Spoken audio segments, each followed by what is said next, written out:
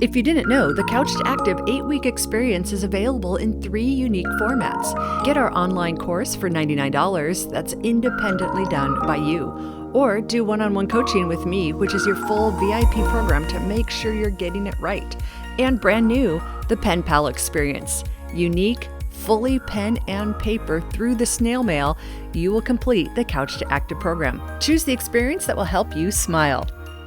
Hey there, friends. This is number 2 of 20 of the Diet, Culture, and Diet series we're doing on the podcast. I'm Lynn Limberg, your Bad Couch Guru, and today we're going to take a quick look at the diet industry overall. But don't forget, folks, diet culture is bad for your health. Healthy lifestyle is the goal. Education is power. So that's why it's okay to get educated about all of these diets.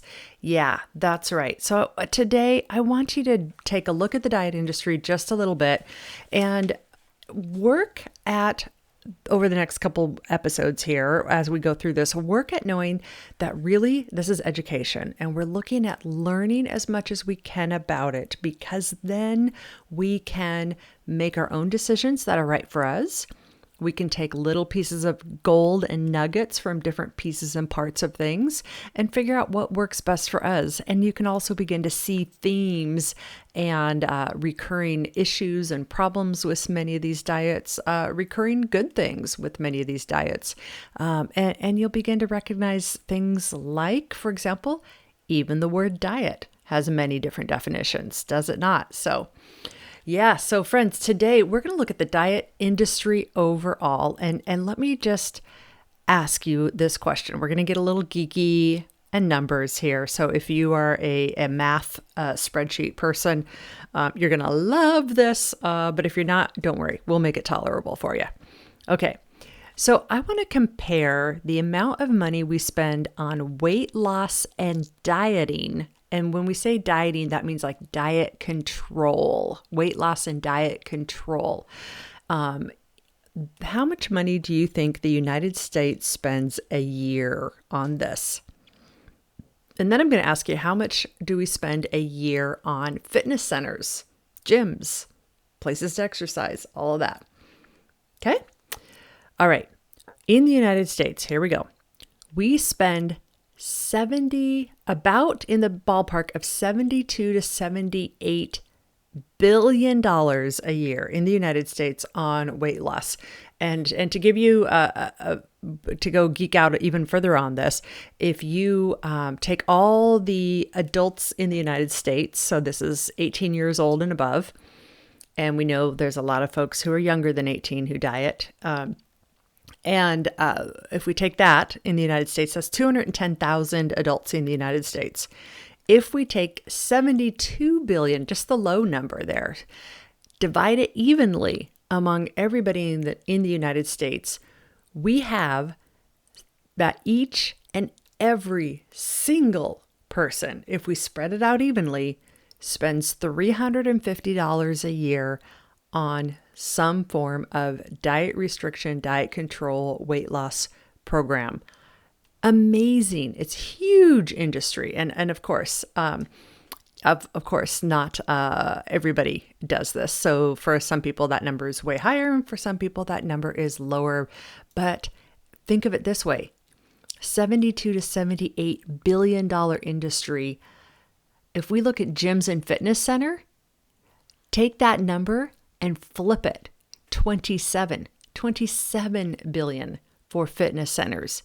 So if you look at every single gym, every single fitness center out there in the nation, and imagine taking all of those fees, all of that money, and essentially, what would you have to do? Triple it almost triple it, 2.5 times it. That's how much we actually spend on dieting. Amazing. Globally, the United States is 4% of the population, but globally we spend $288 billion on weight loss. So we are 4% in the United States of the population. We consume 25% of the diet industry globally.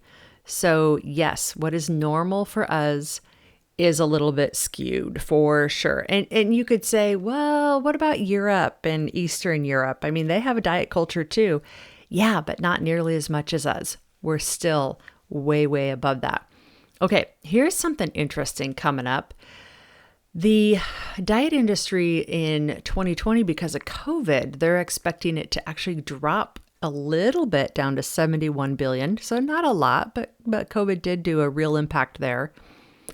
And as far as when it comes to pills and, diet pills, that's pretty flat. People are spending less and less money on that because people are spending more and more money on healthy lifestyle and healthy living. So our overall number of dieters is going lower because of that body positive movement. And we're seeing it most in our Gen X generation. That's right, Gen Xers, we've done a couple things.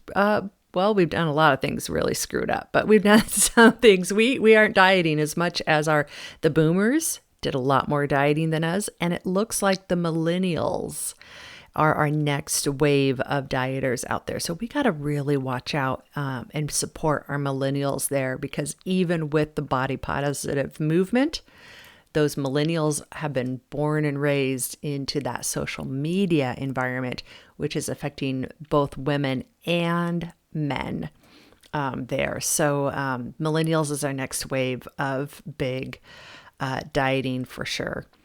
And bariatric surgery is in there. That is a growing market, but it is still out of the 72 to 78 billion.